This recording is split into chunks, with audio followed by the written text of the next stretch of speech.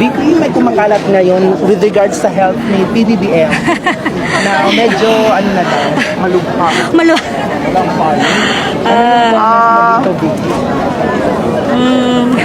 Good luck sa kanya. Ang sagot, pero makikita nyo sa body language kung ano ang ibig sabihin. Nung tinanong ito, na masasabi nating irresponsible, isang irresponsableng tanong dahil walang pinanghuhugutan, walang batayan. Itinanong sa kanya, ano masasabi patungkol sa di umanong lumalalang kalusugan ng Pangulo. Doon pa lang sa word na lumalalang kalusugan, alam natin na walang basihan. Pero itinanong pa rin sa kanya. Kaya ang nakuha rin natin sa Vice Presidente ay isang irresponsableng sagot. Good luck, with a smile. At lahat ng sa paligid niya ay nagtatawanan.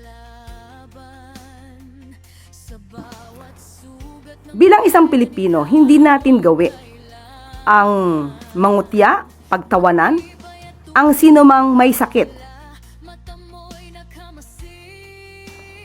Lalong-lalo na kung ito'y ginagawa lamang. Ginagawang sakit para masira ang Pangulo. Ang sabi nga nila, an idle mind is the playground.